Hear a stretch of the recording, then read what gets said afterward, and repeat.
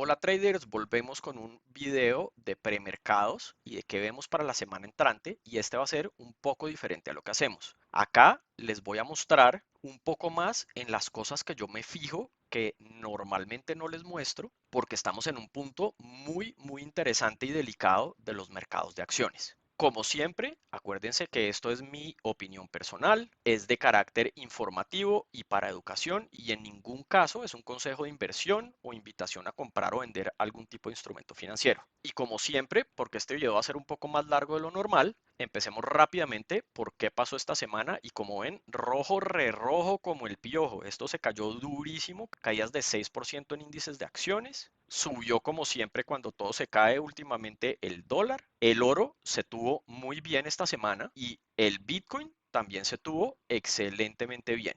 Entonces, por ejemplo, Bitcoin, oro y ya vamos a hablar de otras cosas, pueden ser muy interesantes si vemos un rebote porque estos están mostrando fuerza relativa y pueden subir más que el resto de las cosas. Miremos hoy primero Latinoamérica y Enigma, como se pueden imaginar, nos dice que todo está en alto riesgo y deberíamos estar protegiendo capital o afuera de estos mercados y nuevamente en cuanto a fortaleza relativa en estos mercados, Argentina es el mejor, seguido por Brasil, después Chile, después Perú, México y el más débil de todos sigue siendo, al igual que la semana pasada, Colombia. Los mercados americanos, Enigma nos sigue diciendo también como se pueden imaginar, todo alto riesgo y como pueden ver, muy interesante acá, Nasdaq, hicimos mínimos nuevos para este año, S&P también, acá en esta lineecita azul y el viernes cerramos bien por debajo, Dow Jones ya hemos cerrado varios días por debajo y el único que todavía no ha barrido los pisos es el Russell 200, que son las compañías más pequeñas. En términos de fuerza relativa, si tuviéramos que escoger, iríamos Russell,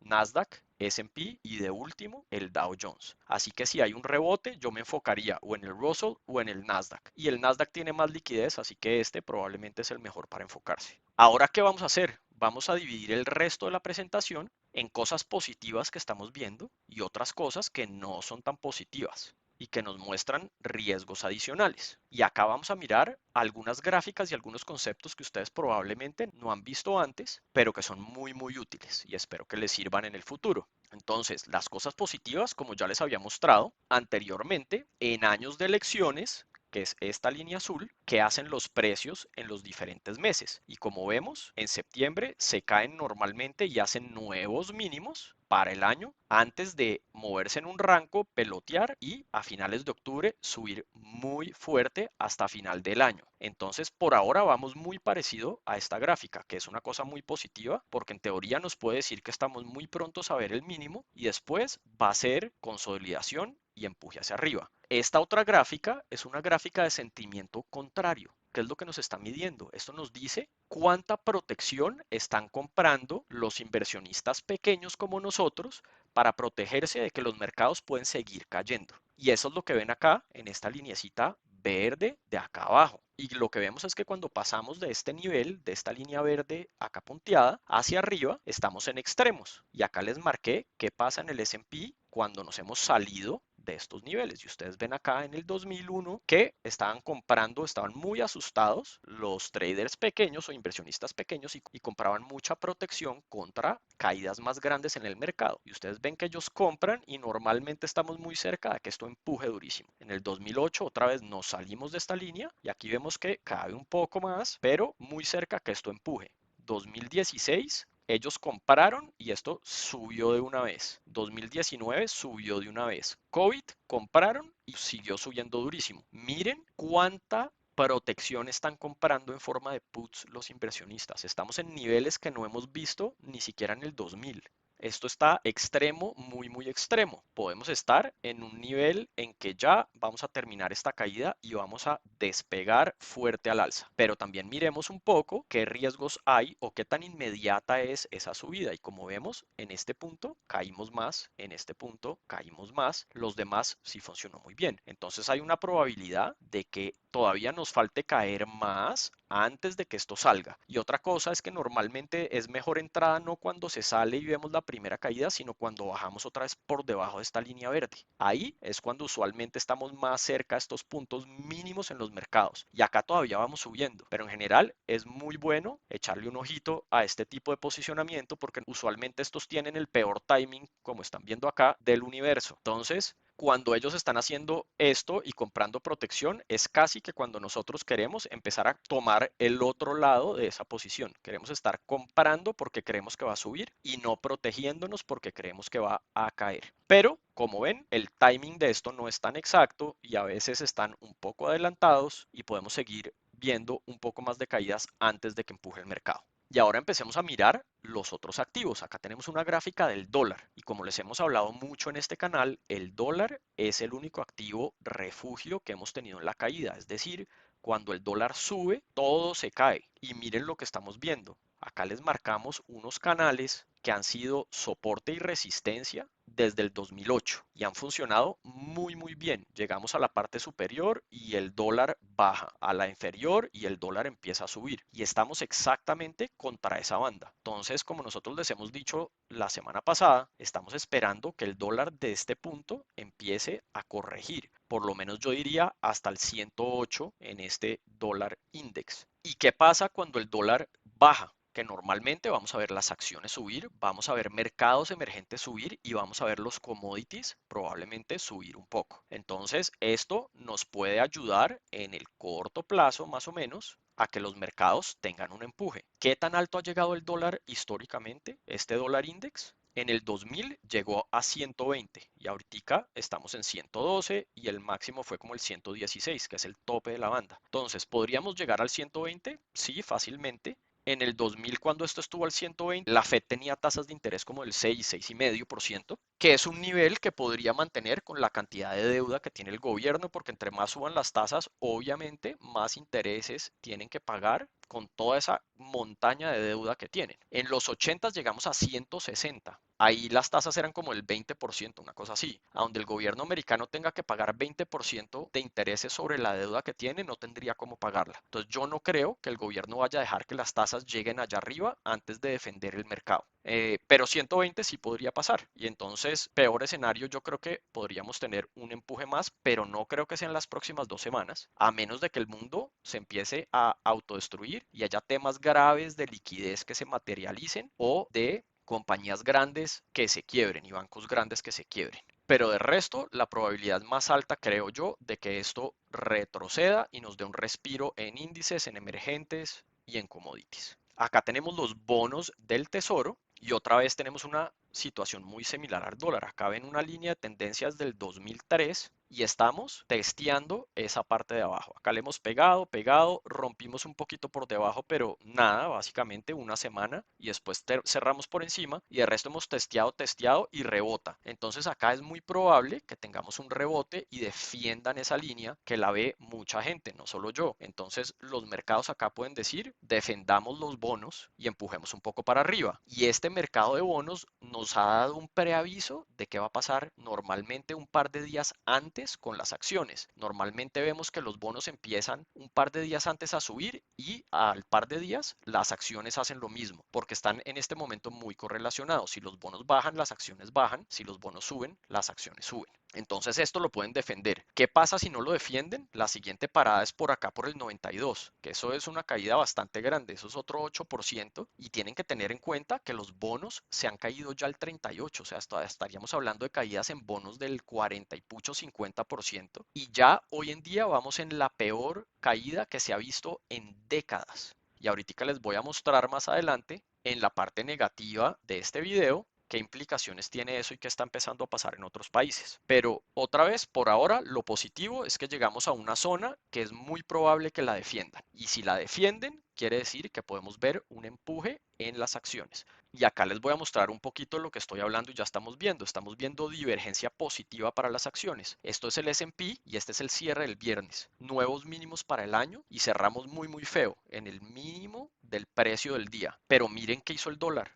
Y estos son velas diarias. El dólar lleva 3 días bajando, que debería ser bueno para las acciones, pero ha sido malo para el S&P. Los bonos, miren lo que les digo, claro, el viernes cerramos con una vela negativa, pero esa vela está muy por encima de los mínimos de la semana pasada, mientras que otra vez el S&P está negativo. La última vez que vimos este tipo de divergencias, tuvimos el rebote anterior de este año que fue de más del 12%. Entonces, echarle el ojo que si esto se sigue manteniendo así los próximos días, bonos teniéndose o subiendo, dólar bajando o por lo menos no subiendo, y esto se empieza a estabilizar, ahí podemos tener un punto muy bueno para un empuje. Esto es una gráfica bien diferente, pero muy importante que la empiecen a mirar, que se llama un Bullish Percent Index. Y yo sé que es una gráfica rarísima de ceros y X, que no es lo usual que estamos mirando, pero básicamente lo que esto nos dice, esto aglomera, por ejemplo, todas las acciones listadas en Nueva York y basados en este tipo de gráficas nos dicen cuántas están en compra o cuántas están en señal de venta. Y cualquier cosa por debajo de 30 es muy sobrevendida. Esto quiere decir que de todas las acciones listadas en Nueva York, menos del 30% tienen patrones de compra con este tipo de gráficas.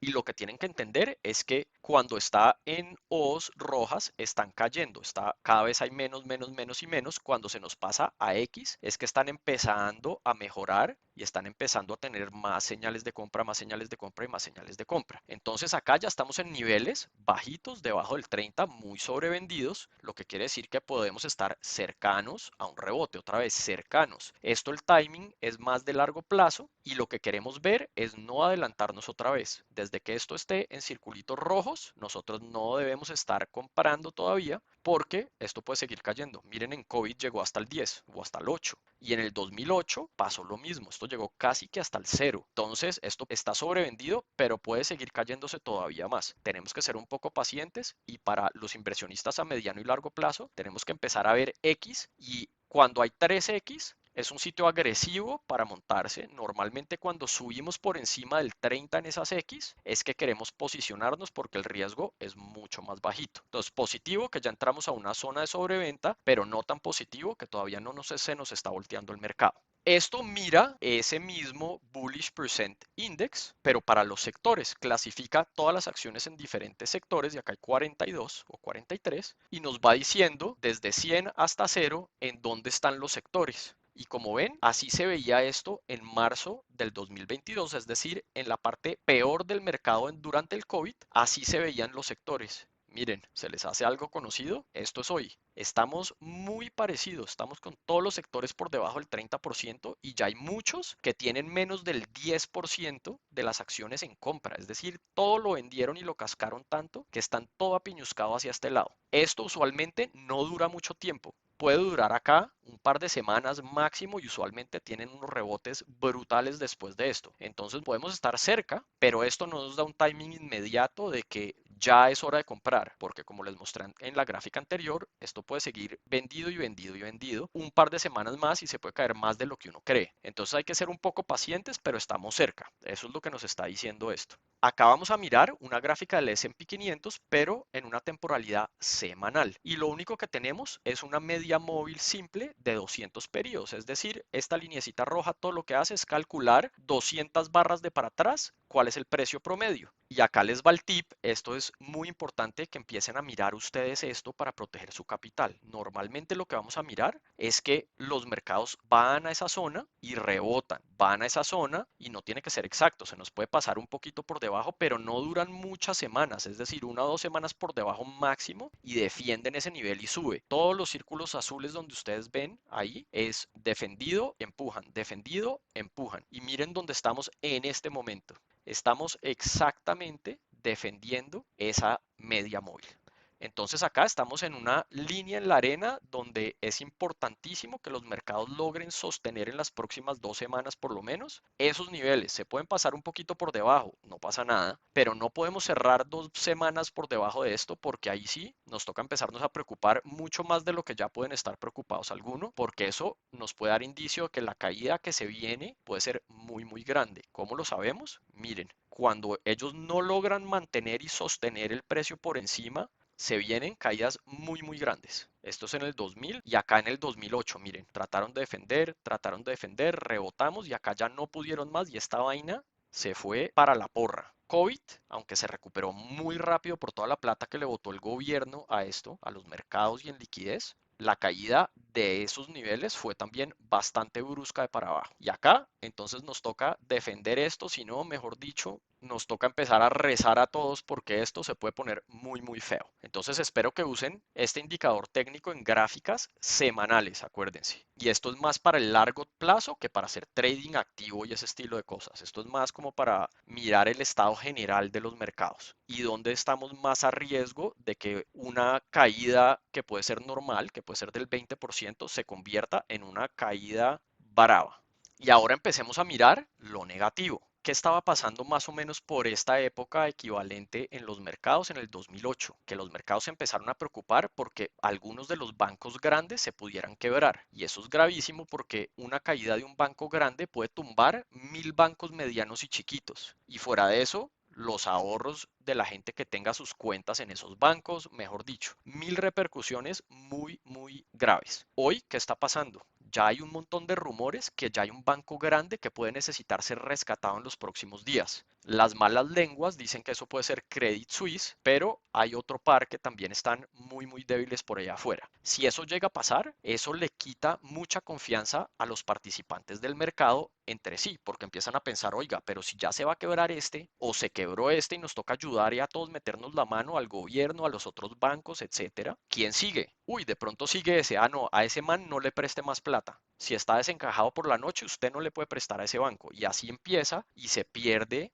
la confianza en los mercados, los bancos no se empiezan a prestar entre sí y empieza a haber un tema de liquidez muy grave. Eso puede pasar y por eso es que es tan grave que un banco grande se quiebre. ¿Qué pasó también esta semana? Que como se han caído tanto los bonos, como ya les mencioné, y en Estados Unidos no es el único sitio. En toda Europa, todos los países del mundo, los bonos se han caído durísimo por el alza de las tasas de interés. Muchos fondos gigantes de pensiones tenían y tienen muchos bonos. Y eso se empezó a caer, a caer y a caer, y hay algunos que tenían algo de apalancamiento por ahí y les tocaba empezar a poner más capital y más cosas para poder mantener las posiciones que tenían. Y al Banco de Inglaterra, para que no hubiera un pánico impresionante dentro de los fondos de pensiones y alguien se metiera en muchos problemas, le tocó intervenir y decir que ellos iban a comprar bonos, iban a dar facilidades de liquidez para que el que necesitara vender los bonos, el Banco Central de Inglaterra se los compra y crear un mercado para que no empiece el pánico. Entonces, este estilo de cosas ya nos dicen que estamos empezando a ver grietas en la armadura. Estamos empezando a ver compañías en problemas para refinanciar su deuda, compañías que pueden estar quedándose ilíquidas y muchos activos en los que ya no hay compradores porque la gente cree que van a seguir cayendo. Ese estilo de cosas son las que llevan a que en cierto momento todas estas cosas que hablamos anteriormente que normalmente nos dan muy buenos indicios de cuándo van a haber rebotes dejen de funcionar y los rebotes vengan un poco o mucho más tarde de lo que uno cree. Entonces, por eso era que yo les decía que aunque yo miro mucho sentimiento y normalmente yo diría estamos ya, pero es que acá debíamos estar rebotando durísimo, si alguna de estas cosas empieza a materializar o podemos ver más evidencias de que más activos se están quedando sin liquidez o mucha menos liquidez, podemos ver caídas mucho más extendidas, así ya todo nos diga que estamos sobrevendidos mirando 1000 métricas diferentes. Y por eso es que estamos en un punto de inflexión que es muy riesgoso, porque acá o rebotamos duro o nos caemos durísimo y es por temas como este.